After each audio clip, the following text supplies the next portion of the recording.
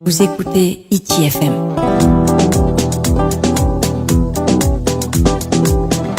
ITFM, la plus belle des radios.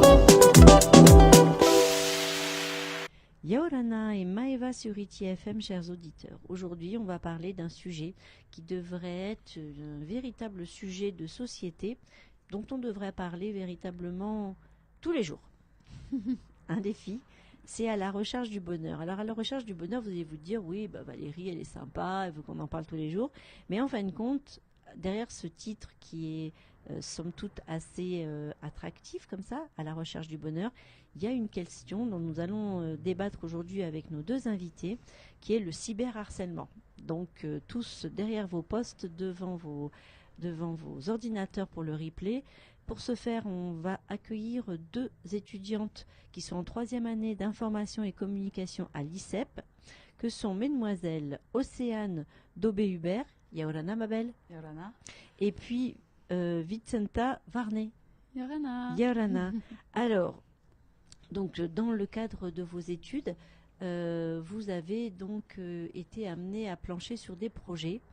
Et puis vous me disiez, je fais un petit résumé hors antenne, que vous aviez été élu avec votre projet à la recherche du bonheur, premier projet soutenu. Et puis, en fin de compte, il y avait le deuxième sujet qui était autour du cyberharcèlement. Et vous avez décidé de fusionner ces deux projets. Alors, concrètement, la fusion de ces deux projets, elle se rejoint sur quel point ? Alors, merci pour ta question. Nous avions pensé prendre les deux sujets parce que tout d'abord, ça nous tenait à cœur de parler du cyberharcèlement. Ça tenait à cœur aussi à l'autre partie de notre classe d'y parler. Et on s'est dit, le cyberharcèlement, c'est un problème très présent chez les jeunes et même chez les adultes. Et il faut vraiment en parler parce qu'il n'y a pas de chiffres officiels publiés, en Polynésie française surtout. Et on s'est dit, à la recherche du bonheur, c'est quoi ? C'est rechercher le bonheur. Sous toutes ses formes. Oui, sous toutes ses formes. C'est donner des solutions à un problème. Donc, le cyberharcèlement pour cette première édition est notre problème. Et on va apporter des solutions pour que les personnes essayent de trouver le bonheur. D'accord. Et alors, vous, votre projet à vous, qui était plus axé sur à la recherche du bonheur, c'était sous quelle forme ? Ça se rapprochait quand même du cyberharcèlement ou c'était beaucoup plus différent, on va dire ? C'était beaucoup plus différent parce qu'on s'était basé tout d'abord sur le bien-être des étudiants. D'accord. C'était un projet aussi qui nous tenait à cœur parce que nous sommes étudiantes et on s'est dit, il faut qu'on fasse un projet sur nous-mêmes. Après, on s'est dit, mais comment on va allier les deux projets alors qu'on parlait du bien-être des étudiants et du cyberharcèlement ? Et on s'est dit, on va l'appeler à la recherche du bonheur parce qu'on veut que ce soit pour tous et spécialement pour les jeunes entre 12 et 18 ans pour qui le cyberharcèlement est très présent. Alors justement, ce cyberharcèlement, vous avez des exemples concrets à nous raconter d'étudiants ou de jeunes ou d'adultes qui sont concernés par ça ? Sans donner de nom, quoi que ce soit, vraiment de façon générique, on va dire. Oui, alors nous, on sait qu'il y a énormément d'affaires de cyberharcèlement. Rien que sur Facebook, on en voit, on n'est même pas concerné, on ne connaît pas la personne, mais on voit en fait rien que ses commentaires, rien que ses photos. C'est vrai qu'en fait, la violence sur les réseaux sociaux, moi je trouve qu'à Tahiti, elle est omniprésente. Il y en a tous les jours. En fait, on se dit, c'est qu'un petit commentaire, c'est qu'une petite photo, c'est rien. En fait, c'est énorme. Le nombre de commentaires qui monte, on est en 50, 100, 200, même pas quelques heures, c'est énorme. Donc effectivement, oui, on a rencontré déjà plusieurs cas de cyberharcèlement. Comment c'est vécu concrètement par les victimes, puisqu'il faut bien dire les noms. Les gens qui font du cyberharcèlement, ça tombe sous le coup de la loi. Mais donc il y a la victime. Alors ces victimes-là, jeunes et étudiantes, comment elles vivent ça en fait ? Alors on n'en a pas connu énormément, mais moi je sais, on a déjà parlé. Les victimes de cyberharcèlement, elles sont énormément renfermées sur elles-mêmes, elles n'en parlent pas. En plus ici, sachant qu'à Tahiti, il n'y a pas encore de loi ou de choses qui punissent exclusivement le cyberharcèlement, donc c'est compliqué. Les jeunes ont du mal à en parler, n'en parlent pas ni à leurs parents, leurs amis non plus, parce que souvent les amis sont liés avec celui qui a harcelé. Enfin, c'est assez compliqué. Il y a énormément, c'est très envenimé comme situation. Notre événement essaye donc d'amener des gens, des professionnels pour amener ces victimes à en parler. on espère que ça fera mouche, on espère que les gens arriveront à se délivrer en fait de ce cyberharcèlement. D'accord. Donc le cyberharcèlement, c'est lié à une autre problématique qui est le fort intérêt, pour pas dire addiction, des jeunes, mais des moins jeunes aussi aux écrans. Ça fait partie des thématiques que vous avez abordées dans votre sujet.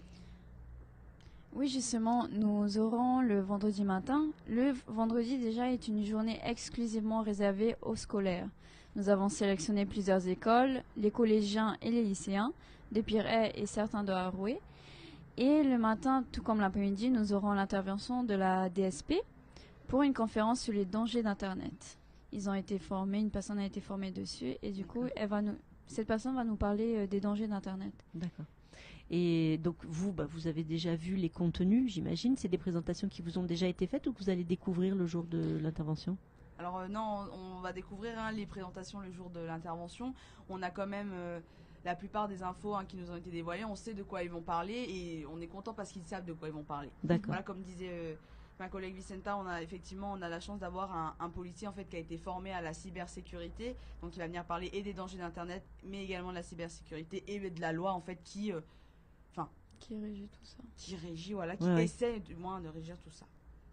C'est vrai, comme tu le disais, on est sur un tout petit territoire.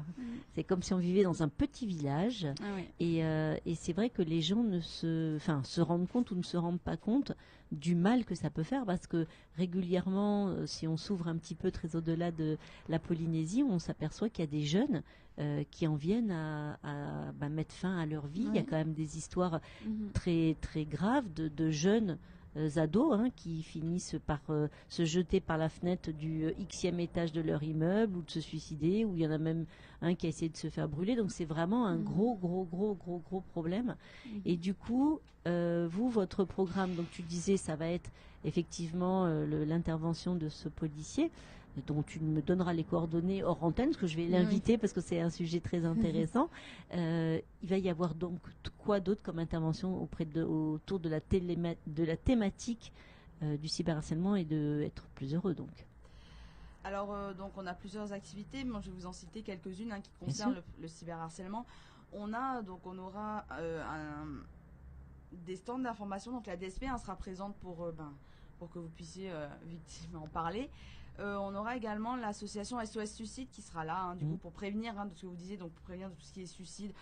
Même ça commence par le mal-être, donc rien que ça, faut en parler.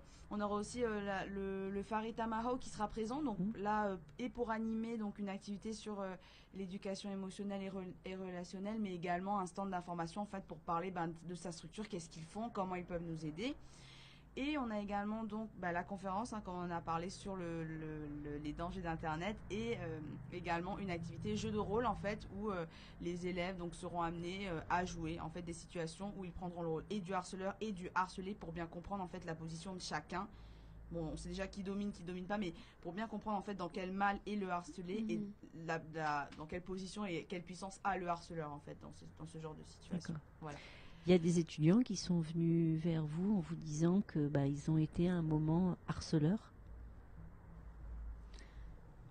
Harceleurs, non, mais plus harcelés. Nous avons eu 2 cas dans notre classe l'année dernière en première année où des amis à nous se sont fait harceler par des camarades de classe.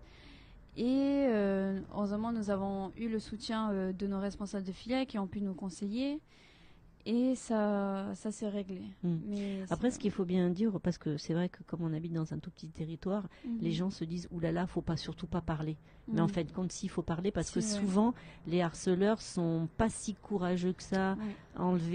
Si on leur enlève leur écran et qu'on les met face à la réalité, et que c'est le meilleur moyen de se défendre, c'est souvent d'aller dénoncer.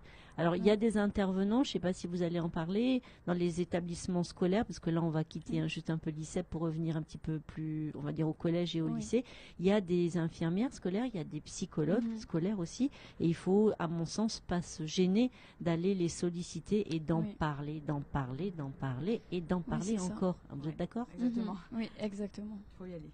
Alors, on va quitter donc cette matinée qui va être consacrée à ça pour ensuite... Donc, qu'est-ce qui va se passer l'après-midi du premier jour ?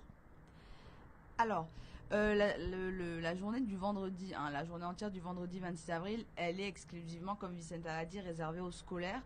Donc on a une matinée qui est consacrée au collège, donc le collège de Taoné, donc avec 2 classes de 6e et une classe de 5e. Et l'après-midi, elle sera consacrée au lycée. Donc on a le lycée à Oreille, le lycée Raapoto Très Et bien. le lycée et le Saint-Joseph. lycée Saint-Joseph, merci. D'accord. Donc voilà, donc en fait, on a un programme qui est fait donc pour que en matinée puisse assister à tout, donc conférences, activités, stand d'information comme je vous en ai parlé, et pareil pour l'après-midi. Donc c'est le même programme et le matin et l'après-midi. Pour vous donner un peu plus de précision, donc on aura une conférence pour chacun des 2 groupes entre guillemets, et ensuite ils iront donc vers le stand donc de prévention du cyberharcèlement, jeux de rôle, etc. Ensuite il y a des stands qui concernent un peu plus le bonheur, donc on a des ateliers dégustation. Après on a les stands d'information, on a également une sophrologue qui vient pour nous pour animer une activité sur l'éducation émotionnelle. Et on a, vas-y. Aussi, nous avons une classe de Raapoto, les secondes, qui vont nous faire un atelier avec le professeur de santé sociale sur la roue des émotions. D'accord, très bien. Voilà. Et alors on passe du coup, donc c'est comme ça que se termine la journée du vendredi. Oui, voilà. Voilà. Donc et après on passe à la journée du samedi. Alors qu'est-ce Oui. qui se passe le samedi? C'est pour le grand public? Exactement. Oui, exactement. Alors la journée du samedi, elle est un peu similaire à celle du vendredi, sauf qu'elle est plus libre. Et le samedi, donc on n'a plus de conférence sur les dangers d'Internet, on passe à une conférence sur le bonheur, donc animée par un maître conférencier de l'Université de la Polynésie française, Patrick Favreau, qui nous fera l'honneur de venir nous présenter sa conférence qui s'appelle Le bonheur, un antidote à la souffrance. Donc voilà, pour faire un peu, essayer de faire le lien en fait entre le mal-être et le cheminement vers le bonheur. Le bonheur, Voilà. exactement. Et donc après on a donc les activités, donc encore le Fareta Mahao qui sera là, Solène et Nuit qui va venir donc présenter ses activités de sophrologie, le Fareta Mahao, les fruits secs de l'Éden qui viendront nous faire déguster leurs fruits secs. On a aussi un atelier mandala, ça c'est un peu plus Voilà. pour La créativité Ouais, la et aussi créativité. le partage. Ouais. partage, voilà. Puis Donc, ça rentre dans l'art-thérapie, les Exactement. mandalas. Et en fin de journée, nous finirons avec une activité sportive où une coach sportive de la salle. je vais pas me tromper. Oui. On va pas la citer. On va Une pas dire de coach bêtises. sportive Ouais. qui va venir donner une activité sportive. D'accord. Voilà. Donc la Principalement. conférence le samedi, c'est à partir de quelle heure? Alors le samedi, l'horaire n'est pas encore défini, ça devrait être aux alentours de 9 ou 10 heures. D'accord. Vous avez une page Facebook pour Oui, nous avons que une les page gens restent- Facebook à la recherche du bonheur où toutes les informations Merci. seront postées cette semaine et la semaine prochaine. D'accord. Voilà, et où en fait on vous fera découvrir toutes les activités parce que là Voilà. on en cite quelques-unes, il y en a encore d'autres. Bien sûr. Voilà, d'autres se rajoutent. Alors moi, je voulais vous poser une petite question, les Miss. Oui. Savoir, vous êtes forcément la tête dans le guidon puisque vous êtes organisatrice, animatrice Oui. entre guillemets, que Mhm. pour que tout se passe bien, etc. Ça a duré combien de temps cette préparation et ce projet? Alors, nous avons validé les projets vers novembre, si je ne me trompe pas. On a commencé à travailler en décembre. D'accord. Et là, vraiment... Vous êtes dans le rush. Oui, dans le rush. C'est de décembre jusqu'à maintenant, on est en train de travailler sur le projet, matin, soir. Qu'est-ce que ça vous a appris en dehors du côté professionnel, et de monter ce genre de projet? Qu'est-ce que ça vous a apporté humainement, cette aventure de ce projet? Pour ma part, moi qui suis dans ce projet, je suis chef de projet. J'ai la chance d'être accompagnée de Valéa, on est 2 chefs de projet. Pour ma part, donc j'ai appris beaucoup de choses. Ça m'a appris à travailler sur moi-même, à écouter les autres parce que je dirige quand même une équipe. On dirige une équipe à 2. Le sens relationnel aussi énormément, la rencontre de partenaires, la rencontre de personnes qui viennent en fait présenter leur activité. Donc en fait, pour moi, il y a un énorme enrichissement. J'ai appris tellement de choses, pas forcément que je ne connaissais pas, mais les gens sont tellement... Ici, on a de la chance d'avoir une petite île, les gens sont gentils, les gens veulent participer, ils veulent donner du... Puis dans les associations, les gens sont d'une dévotion qui est assez Exactement. impressionnante. Et on est vraiment très content de travailler avec tout le monde, donc moi, je suis très contente de ce projet. Très bien. Et toi alors, Vicenta? Oui, je rejoins Océane sur le fait que nous avons la chance d'être sur Tahiti et d'avoir ces personnes tellement gentilles et tellement empreintes de motivation à participer à un tel événement, surtout qui est centré sur les jeunes. Personnellement, j'ai beaucoup appris au niveau de l'événementiel parce que je suis responsable adjointe événementielle et j'ai envie de continuer dans ce domaine. Et c'était vraiment très intéressant de travailler dans ce domaine et aussi avec toute l'équipe parce que nous sommes 8 dans l'équipe. Et c'est vraiment gérer toute une équipe. Et donc à la recherche du bonheur, alors ça vous a... Est-ce qu'il y a des choses que vous avez découvert dans ce travail, là plus d'un point de vue personnel, mais dans la recherche véritablement du bonheur? Alors oui, en fait dans la création de cet événement, en fait on a appris que le bonheur c'est pas la même chose pour tous, et du coup c'est là qu'on s'est dit ok, on va proposer un éventail d'activités, plusieurs choses, parce que y a des gens qui préfèrent être par exemple au calme, colorier un mandala, d'autres qui préfèrent être en groupe pour partager, apporter leurs connaissances, etc. Donc en fait on s'est dit on va présenter tout ce qu'on peut présenter, en passant par dégustation, prévention, conférences, mandala, sport, enfin tout. En fait on a essayé de toucher un peu toutes les thématiques du bonheur, mais tout en restant en fait sur les solutions qui peuvent être apportées au cyberharcèlement. On va arriver à la fin de cette interview.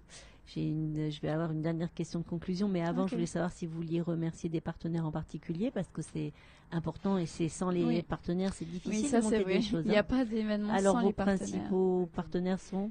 Alors, tout d'abord, la mairie de Pirée, puisqu'ils sont le lieu hébergeur. On les remercie parce qu'ils ont bien voulu nous héberger lors de tout l'événement. Ils nous accompagnent tout au long du processus d'organisation de l'événement. Nous avons aussi l'ICEP et l'ICO-Pacifique. Nous avons aussi les médias tels que TNTV, Radio 1, la Polynésia Première, pardon. Nous avons Moment Magique, l'association de Soleil. Nous avons Help Tahiti. Nous avons aussi les Fruits Secs de l'Éden, Manuiti. Puis toutes les associations en fait, qui sont présentes. Il y a vous aussi, merci à vous de nous accueillir ici. Mais c'est un plaisir. Puis chez nous, sur notre antenne, on peut parler de nos collègues, il n'y a aucun souci. On est là pour ça. Bon, et on va conclure sur donc ce mot bonheur. Voilà. Et sans vous dévoiler trop intimement, pour vous, le bonheur, c'est quoi? Alors, le bonheur, c'est la même question qu'on a eue à Polynésie la première. Mais c'est la vraie question. Oui, c'est la question qu'il faut poser. Le bonheur, pour moi, comme on l'avait dit, c'est différent à chacun. Chacun sa propre définition, son propre vécu. Toi. Pour ma part, ça serait se trouver, se valoriser et s'entourer de personnes qui t'aiment et qui te soutiennent dans la vie. Il faut délaisser les choses négatives de la vie et trouver ce qui va te rendre meilleur et ce qui est positif dans ta vie. Est-ce que du coup, le mot bienveillance, ça serait un mot qui résumerait bien? Oui. D'accord. Oui. Et du coup, et toi, Océane? Alors pour moi, c'est plus court. Moi, le bonheur, c'est simplement... moi, je pense c'est le sourire et le portage et le fait d'être entouré. Enfin, moi, en tout cas, pour moi, c'est extrêmement important. C'est ce qui me fait sourire. C'est ça, c'est le bonheur. Et j'aimerais juste ajouter... venez découvrir en fait notre définition du bonheur à nous, l'équipe Terra Araora, et rendez-vous le 26 et 27 avril à la mairie. Donc c'est surtout le 27 avril à la mairie de Pirée. Toutes les informations sur la page Facebook à la recherche du bonheur. Venez soutenir donc pour le grand public le samedi 27 avril, donc toujours à cette mairie de Pirée, toutes ces conférences, ces animations, ces ateliers qui vous seront proposés.